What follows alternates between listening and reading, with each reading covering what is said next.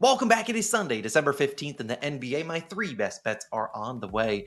If you are new, my name is Austin from Calling Our Shot. We got a bunch of games on today in the association. Let's dive into our favorite plays. As always, we begin with a recap from yesterday, those two in-season tournament games, and it was a winning day for us, a 3-2 day. Now we had Dylan Brooks over in points. That was pretty sweat-free. Day one and day two of the ladder challenge both hit. Şengün, I'm not going to get too mad at him. He had the assist chances. It's felt like every assist, that chance that he had, either one led to someone getting to the free throw line or two led to a brick. Shout out Dylan Brooks. He missed two wide open threes off the passes. Jalen Johnson, a bad read. Now, there's going to be people that are going to be like, Austin, ladder challenge, I thought we reinvested all the money. No, I've always said this, and I swear I have to say this 3 million times.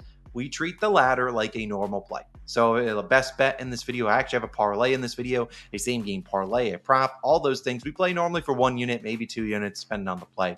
For the ladder, we do the same thing. We play it for 1 unit, and then we just kind of let that money do whatever it wants. If it cashes, cool. We take that 1 unit. The next day, we put 1 unit on it. We also do the extra $10. So we do the $10, only roll over that. We aren't rolling over the full unit. That is how you actually make them profitable in the long run, assuming, you don't miss every single time. And that's how we've done so far this season in the NBA and the NFL. I hope that makes sense. We play the ladders for 1 unit, whatever that is for you. If that's $100, cool. If it's $2,000, like I've seen from some people that are psychos, cool. If it's $10 too, that's fine too. And then we do $10 again as just the rollover amount. I hope that makes sense. I get like 9 million comments like, you shouldn't be tracking the record, the ladder, you roll over all the money, you can't possibly be profitable. No, that's just not how I recommend playing them. It's just hard to show that in an Instagram or TikTok. That's 60 seconds. I'm not going to go on a spiel about it. If you get it or you don't. That's how we play them. 1 unit plus $10, which is now up to $40. We'll have day 3 of the ladder challenge posted later. But enough of that soliloquy. That's a big word of the day. Don't even know if I used that right. We'll dive into our favorite plays. We got a prop. We got a same game parlay, and then we'll throw it to Logan for his favorite spread pick, and he's been pretty hot. We'll go to Jalen Brunson over 23.5 points, minus 115 on Bet365.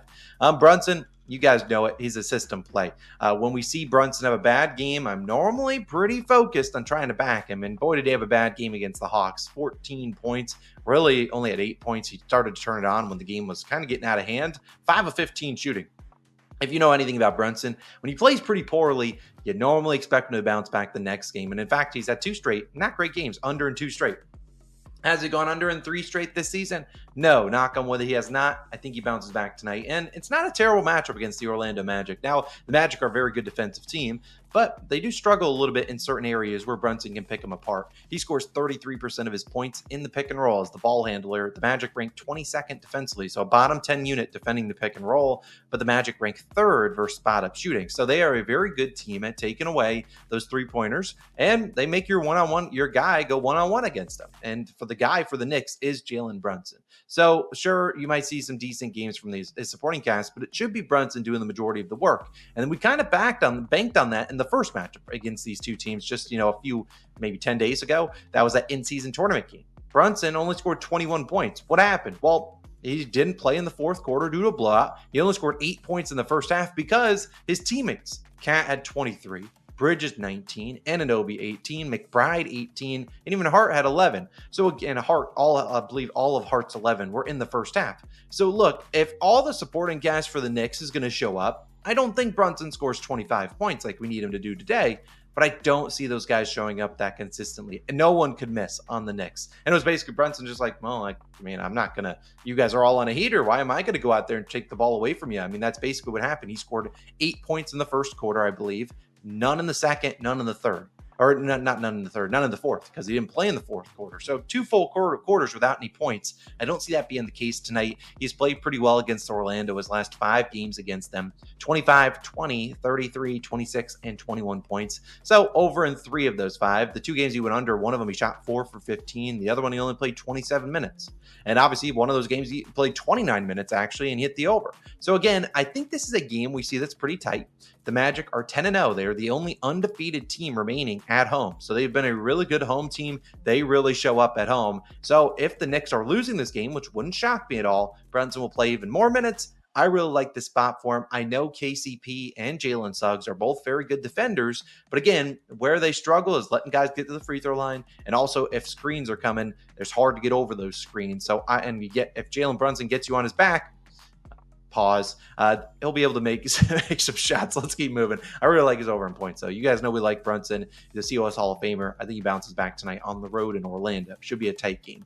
My second play is going to be a parlay. It is not a same game parlay. It is two legs that have no correlation to each other. They will both be playing at completely different times. And the first leg is going to be Karl-Anthony Towns for 10 plus rebounds. The second one will be Ja Morant for 20 plus points. Now, if you're looking for an individual line, to combine these, it's minus 118 on FanDuel.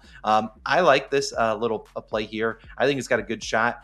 Individual line, I'd probably take Morant's over in points. I don't love taking a guy like Cat for 13 and a half rebounds. That feels like pretty dang high, but I think Cat can get his 10 boards and Ja Morant can get his 20 points. We'll begin with Karl-Anthony Towns as he starts earlier, and he will face the Magic, as we've already talked about. The Magic, technically on paper, allow the fewest rebounds per game to centers, but I personally don't really buy that. We've seen already Karl-Anthony Towns had 15 rebounds in his first matchup versus Orlando, which takes him to 10 plus rebounds in 21 of his last 22.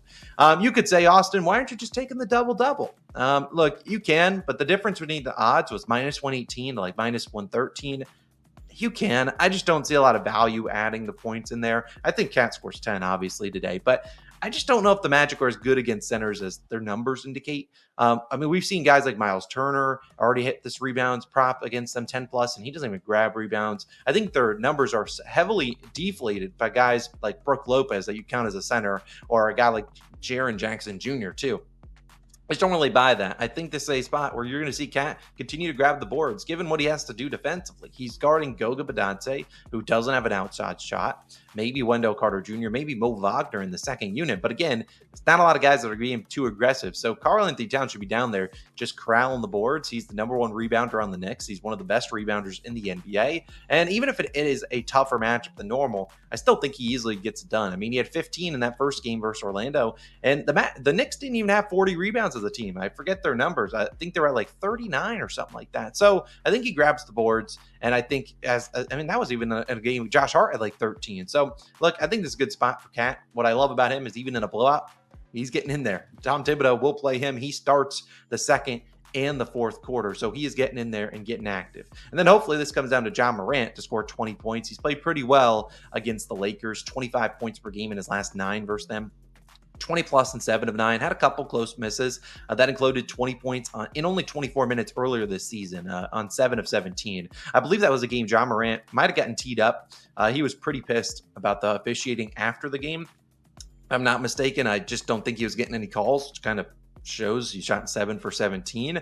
But he's been really hot recently, 32 and 28 points the last 2 games. On the road, you look for big-time games for Morant to step up in. And in a big-time game in LA, under all the stars are out there, he's probably going to show up. I think you see LeBron James return tonight as well, as he's been upgraded to questionable. I have to keep the game tight. I love Ja Morant to score 20 points. I like his regular over at 23.5, but obviously 20 plus is a little safer. And I like Cat to grab 10 boards. You parlay those together, minus 118 on FanDuel. 1 unit. I think we got a good chance there. Before I throw it to Logan, I forgot to mention we have a bunch of other NFL videos live on the channel. You can definitely go check those out. I'll talk about those in just a moment. But I'm going to throw it to Logan. He's at 4 straight spread picks. Didn't have one yesterday, but you heard his thoughts. Technically, if he were to bet each of them, I think he would have went 1-1. Would have been on the Rockets as a loser, but would have been on the Bucks as a winner. Either way, he's got a pick for you guys today, and I love this one. Logan, what you rolling with?